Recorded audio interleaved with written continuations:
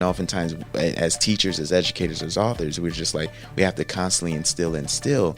But what are we bringing out? We have to bring out the muddiness in the learners, the students, in order to put something new in them. Now, are you taking on any clients as a life coach? What does that look like for you in your world?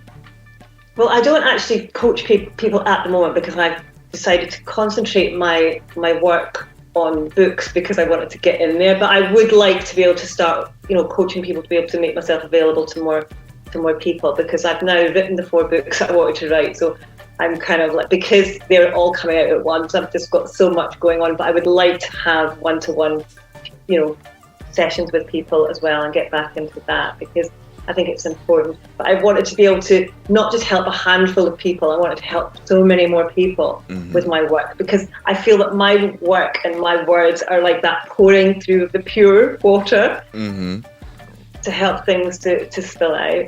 And that's what I'd like to do. But as I said, I'd like to be... So I'm actually working on a course just now to do like a program so that I can work with more people in one session. I've got like a 5-day course going on that I'm going to be running in May program. It's like a cleanse and some reflection to do, just to sort of get you started on the right track in life. So. Yeah, I was just going to ask that. I was like, is there a course that's going to be coming out? Because I think what you're talking about, from the book My Growing Heart, My Life, My Legacy, and that cleansing and understanding of who you are, I think that's so applicable, especially now in today's time of how do we teach in a way that change lives. We teach from a place of love. We teach from a place of purification. Like, is this going to be an e-course? Is this going to be a workshop? Is this going to be a retreat? What is this program about? Well, it's just going to be a 5-day online course. I've created a little sort of workable workbook, so that you can print it up on a daily basis. It's a 5-day thing. It's very simple. A few minutes, like even sort of 15 minutes a day, just to kind of give you the lesson in the morning, gives you time throughout the day to contemplate, and then there'll be like a sort of 30-minute sort of group session that just to sort of talk about anything that's if you feel there's something that's got to come out, just any clarification. But you can take that sort of, because you'll be at the end of it, you'll end up with your book, your workbook, and you can then use that and take it through. Because obviously 5 days isn't enough to do a huge cleanse, but it just gives them that first step into changing your life for the better. Because we are all responsible for how we feel, as much as we'd like to blame and complain about life. We basically reap what we sow. So it's about knowing that we are worth the effort, that little bit of effort. We are worth spending that little bit of time on ourselves to learn to love and value ourselves, because once we do, better things will come to us. And we've got the power. I think my feeling when I was depressed wasn't sadness or misery, it was powerlessness. And that is what I couldn't live with. So when you experienced depression for a year, you had an emotion of powerlessness, and how do you gain that power back?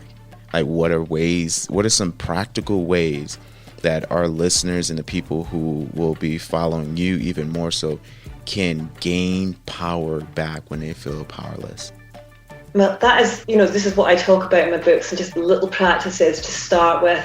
Just even the smallest little steps, like, this thing about smiling, looking at yourself in the mirror and just smiling. You see, I told my producer I wanted to see myself, but he doesn't want me to see myself. So, because I want to smile. So you look at yourself, you smile at yourself for 5 seconds, just hold it, even if you feel rotten. If I say to you, lift up your arm and you're able-bodied, you'll be able to do that, okay? But if I say to you, smile, you're like, I don't want to smile, I've got nothing to smile about. But you just say, okay, I'll do it. And by the time you've finished, doesn't matter how bad you feel, the smile is there for real. You have to force it away. So, just those little practices, just to kind of make you realise you've got your power. You've got that power over your smile. And it's just moment by moment. Yeah. And once you do those little things, you realise the power that you have over your life. So you're saying to shift. I hear neuro-linguistic programming right now when you're talking. So like what you're talking about, in order to move from an emotion of powerlessness to power or empowerment, it takes emotion, and emotion takes motion. So the kinetic motion of just the physical smiling, and then that one action becomes a ripple effect to create more momentum. And as the momentum build, that increases the self-worth, it increases the empowerment. Is that correct? Am I understanding that correctly? Yeah, absolutely. And there's different things, like, the thing with the water, the cleanse, Yeah. depends how you're feeling. And there's just, so many different ways that you can just in that instant, because there is only now, isn't there? There's no, the future is just something we're projecting. The past is already gone. So there is only now. So it's about just making ourselves feeling better. And this moment right now is enough just to give you that step forward, just to give you that moment now. Because when you think about it, depression is this heaviness in this moment. Yeah. It's a feeling right now. It's not something in the future. It's how we feel right now. And if we can shift that, then we can then realise, well, actually, I've got that little power over now. That means when I step forward, in 1 minute time, I can have power over that minute. And taking step by step, one step at a time. Yeah. The journey of 1,000 miles begins with a single step. It's just the way it is. That is a powerful quote. And interesting you bring that up. The other day, I felt myself going down the depression path. And what I realized in that moment was the story that I was starting to tell myself. And I think our stories shape the way we see ourselves and the way we see others. And the story I was telling myself was, I'm not good enough. I failed in all these other things, and I'm a fraud. And the imposter syndrome started to pop up. And then in that moment, like as I was brushing my teeth, I looked at myself in the mirror and was like, what story am I telling myself? Am I telling myself a story of empowerment, or I'm telling my story of disempowerment? And what I realized in that moment, like you're talking about being present and understanding and taking those steps and becoming a little bit better. What I realized was suffering is holding on to what was and holding on to what it could have been, and then freedom is accepting what is. So in that moment, I was like, okay, like this is my current situation, but it's not my final destination. And I've learned to accept that. And as a result of it, there was peace, there was love, there was bliss that just flowed through me. And in hearing you talk about being present and taking one step at a time, and not thinking so much about the future, the past is already gone, but accepting what is currently now. And which brings me to this question that I ask a lot of my guests. When you think of teaching to change lives, what comes to mind for you, Nadia? Like when you think of teaching to change lives? It's bringing love to people, but for themselves first, and then to others. Because once you have that love for yourself, like that moment that you were feeling down, I still have those moments, but they don't last, because I realize the question is, am I loving myself? Is this a loving thought? If I was somebody else, would I be saying that to me? So it's about love. The love is always the answer. That love for yourself and love for others. So that is what it all boils down to. So teaching to change life is love for yourself and love for others. And then asking that question, am I loving myself today? And if we can answer that question, then we can ask that next question, am I loving those around me? So teaching to change lives from Nadia means loving myself and then loving others. Nadia, I am so grateful that you have said yes to be a part of it. You have literally been the catalyst for a restorative and a renewal, right, energy in me this morning.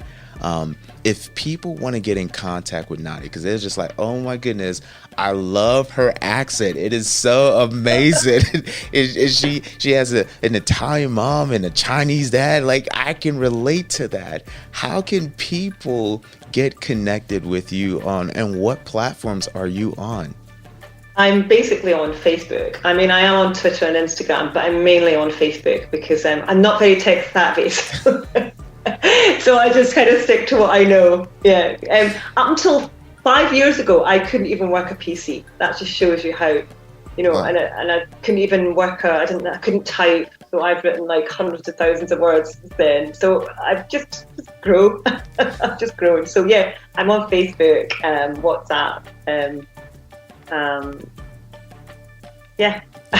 So you're on Facebook at Nadia Wong, and you're on WhatsApp, and are you on LinkedIn at all?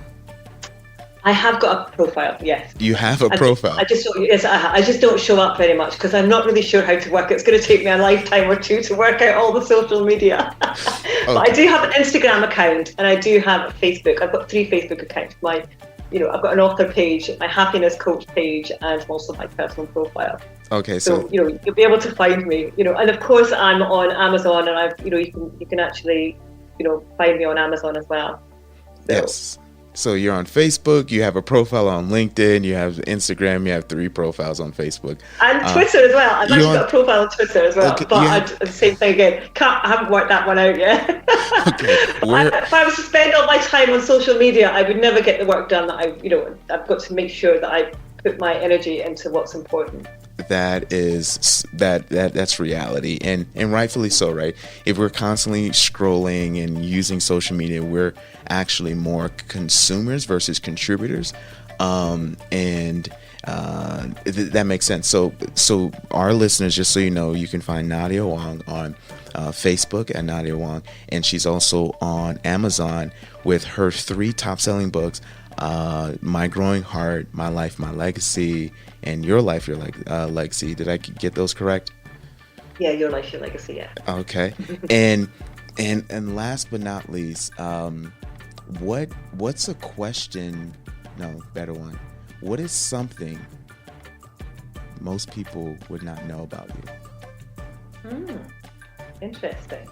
Yeah. I just went there. How long have you got? Limited time. 7 hours. Oh dear. Okay. Oh no, I can't think now. What is one thing most people don't know about you? One thing that people wouldn't know about me. That I'm shy. You're shy? Shut the front door and close the back. What? You're shy? I know that was I've now overcome that, but yeah, I've been shy up until now. Yeah, I'm not secure. I'm not that confident person that people always see. I'm an introvert. But yeah, so that's people would be surprised to hear that. But yeah. Wow, that's and I think that's the beauty when you talked about vulnerability. I think that's the beauty of being transparent. Oftentimes, there's this image that people see on social media, and they create their own stories about people, right? So when they see me on social media, they're just like, oh, his life is perfect and everything is going well, and that's not the case. Like, there's turmoil in my life, and there's like tragedy in my life, and there's adversity. But we create those stories, and it's interesting to hear that you're shy. So now our listeners have gotten their palates, savored and wet with the knowledge of Nadia Wong. I want to thank you again so much for being on the show. Thank you so much for inviting me. I've had an absolute ball. But can I just say one more thing, though? Because I just feel like I've just got to say it. I just want to say one more thing, is that remember that these challenging moments, those moments where you feel that life is just, I'm just not getting there, and feel yourself slipping, they're there to teach you something. So instead of looking at them as why, or taking it as a downer on yourself, to say, this is pointing me in a different direction. Without my biggest challenges, I wouldn't be where I am today. And so every experience, good and bad, is an opportunity for growth and progress. Because I feel it's so important for me to say that, because depression for me taught me empathy, because I couldn't know what other people are going through if I hadn't experienced it myself. It's all very well to talk about it, like you said before, but to experience it to that depth, to not really want to live anymore, to sort of recognize that in yourself, and then to see how I am now.